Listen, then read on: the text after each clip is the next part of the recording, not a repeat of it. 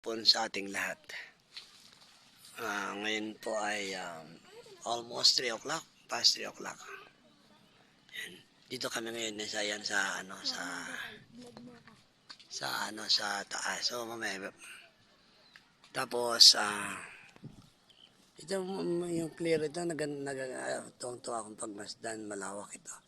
Itong cleared area ito siguro dito ay more or less 1, 2, almost ito siguro mga 8 hectares na. Ito lang malinis na ito. Yung malinis na ito, yan. Yung malinis na siguro mga 8 hectares yan. Pero hanggang doon pa ito, malayo pa daw doon sa may tower. Ayan na, Bagtas ito, Iglesia ni Cristo, yun o. Bagtas yan, tapos papunta pa doon. So, ibig sabihin ito pala ay sakop ito talaga ng Bagtas. More or less, sakop ito ng Bagtas. Kaya, ang ito ay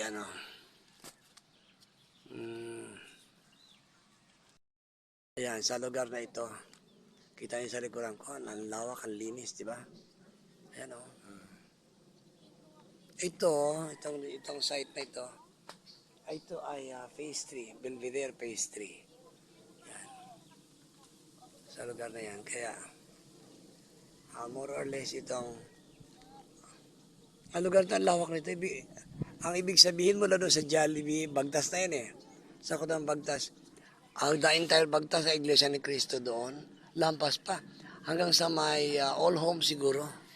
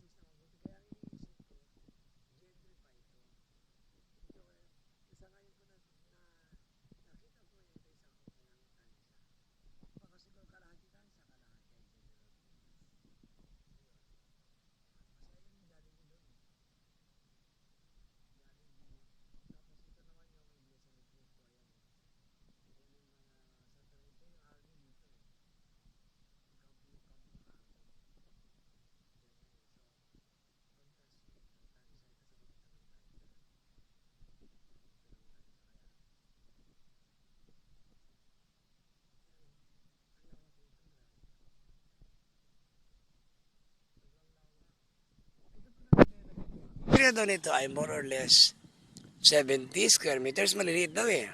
Or baka gano'n lang maliliit lang yata. Kasi ito ipabahay daw ng government. Pabahay. Kung magiging pabahay ito ng government, 75 square meters. Ang sukat 75 or 70, ganyan. So, ibig sabihin, ang liit-liit ng 70 square meters. Imagine mo sa lawak nito. Tapos isi-charge nila sa init sa inang kung gaano kamahal, di ba? Kasi siyempre pabahayan nila, lupat bahayan,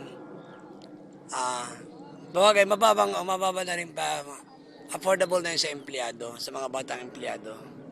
Hulugan nila for 25 years. Kaya lang yung location is a far distance. Kung sa Manila ka nagtatrabaho, lugi ka sa pamasahe kasi mahal ang pamasahe papunta dito. Tanza na ito eh. This is Tanza already. Kaya mahirap. Malayo, magastos sa pamasahe. Time consuming, magbo-board ka pa rin sa Manila. Kaya pag magbo-board ka pa doon dito, naguhulog ka dito, ay talo ka, lugi ka sa pamasahe.